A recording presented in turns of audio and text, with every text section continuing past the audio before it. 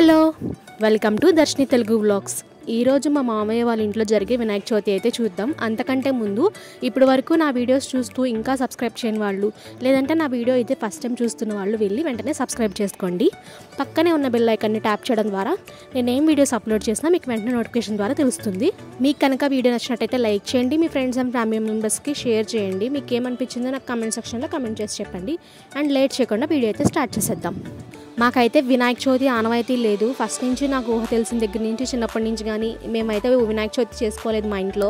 ఎప్పుడు మా చిన్న మావయ్య వాళ్ళు మా ఇంటి దగ్గర ఉండేవాళ్ళు మా ఊరిలో. అప్పుడు వాళ్ళ ఇంటికి వెళ్ళి మా బుక్స్ అన్నీ తీసుకెళ్ళి అక్కడే పెట్టుకుని పూజ చేసుకునే వాళ్ళం. ఇప్పుడు మేము హైదరాబాద్లో ఉంటున్నాం కాబట్టి ఇప్పుడు కూడా మా మావయ్య వాళ్ళు, మా చిన్న మావయ్య వాళ్ళు, పెద్ద మావయ్య వాళ్ళు అందరూ ఇక్కడికి షిఫ్ట్ అయిపోయారు. ఇప్పుడు వాళ్ళ ఇంటికి అయితే వచ్చాము.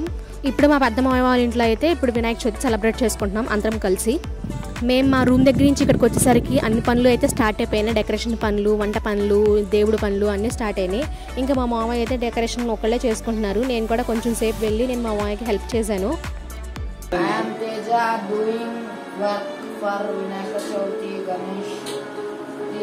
Please subscribe. Happy Ganesh Chaturthi, guys.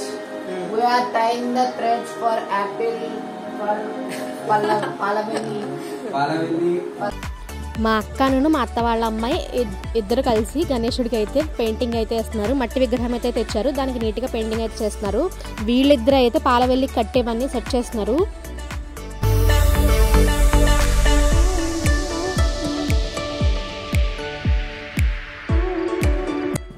ఈ లోటస్ అయితే మా అత్త వాళ్ళ అమ్మాయి చేసింది. చాలా బాగా చేసింది కదా, తినే చేసింది. ఆ క్రియేటివిటీ చాలా బాగా చేస్తుంది, క్రాఫ్ట్స్ అన్నీ.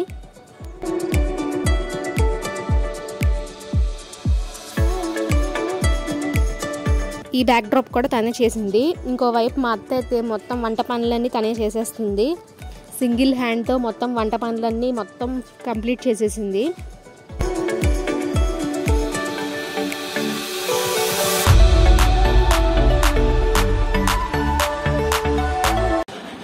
ఇదైతే వినాయకుడి పూజలో అయితే ఖచ్చితంగా పెట్టాల్సిన కాయ.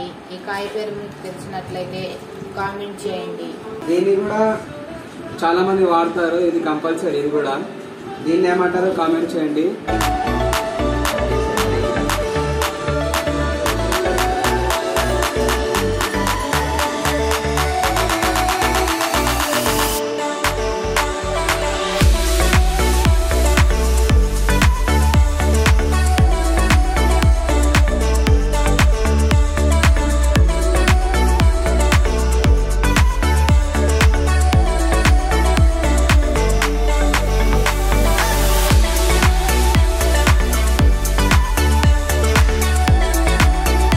పెయింటింగ్ అయితే కంప్లీట్ అయిపోయింది. మొత్తం టోటల్ వర్క్ చేసిన తర్వాత, పెయింటింగ్ వేసిన తర్వాత వినాయకుడు అయితే ఇంత క్యూట్గా వచ్చాడు.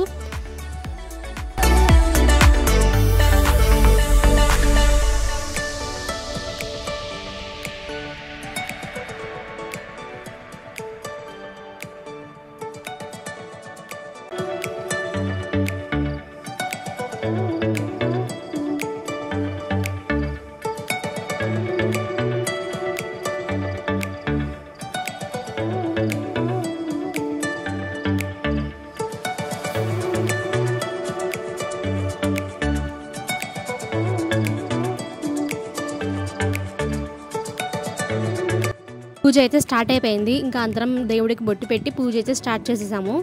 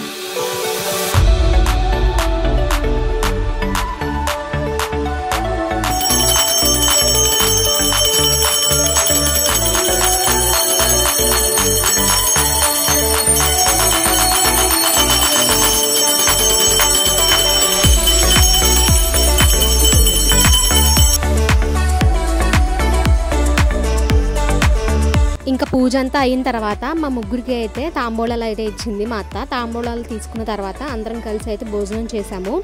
ఐ హోప్ మీకు వీడియో నచ్చింది అనుకుంటున్నాను. నచ్చినట్టయితే లైక్ చేయండి, షేర్ చేయండి, కమెంట్ చేయండి, సబ్స్క్రైబ్ చేయడం మాత్రం మర్చిపోవద్దు. మళ్ళీ నెక్స్ట్ వీడియోలో కలుసుకుందాం. అప్పటి వరకు బాయ్ గాయ్స్.